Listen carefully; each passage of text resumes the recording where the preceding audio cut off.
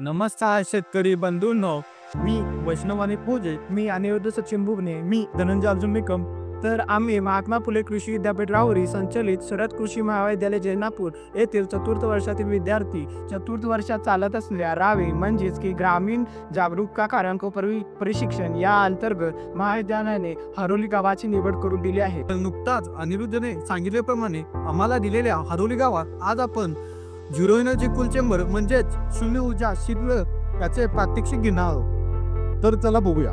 मित्रांनो, आज आपण शून्य ऊर्जेवर आधारित शीतकक्ष या विषयावर माहिती जाणून घेणार आहोत. शून्य ऊर्जेवर आधारित शीतकक्ष नवी दिल्लीतील भारतीय कृषी संशोधन संस्थेच्या उद्यान विभागातील निवृत्त शास्त्रज्ञ डॉक्टर सुशांत कुमार रॉय यांनी बाष्पीभवनाने थंडपणा या नैसर्गिक तत्वावर आधारित शीतकक्ष विकसित केला आहे. या शीतकक्षात कोणत्याही ऊर्जेचा वापर होत नाही. शीतकक्षाची उभारणी कमी खर्चात आणि सहज उपलब्ध होणाऱ्या वस्तूंचा वापर करून करता येते. शीतकक्ष उभारणीसाठी आवश्यक वस्तू: विटा, नदीपात्रातील बारीक वाळू, खोरं, पाटी, मापपट्टी आदी वस्तूंची आवश्यकता असते.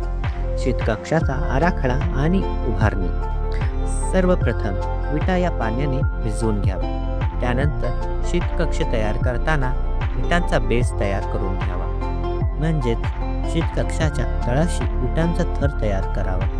या बेसची लांबी 165 सेंटीमीटर, 115 सेंटीमीटर रुंदी आणि उंची 67 सेंटीमीटर इतकी असावी. यानंतर शीतकक्षाच्या बाहेरच्या भिंती विटांचा थर देऊन रचावी.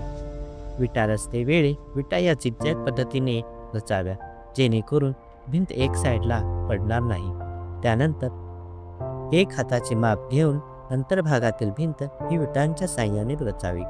तयार झालेल्या दोन भिंतींमध्ये बारीक वाळू भरून घ्यावी व वाळू भरल्यानंतर त्यावर पाणी उकळून ती ओले करून घ्यावी. अशा प्रकारे रोज सकाळी व संध्याकाळी म्हणजेच दिवसातून 2 वेळा कक्षावर पाणी शिंपडावे.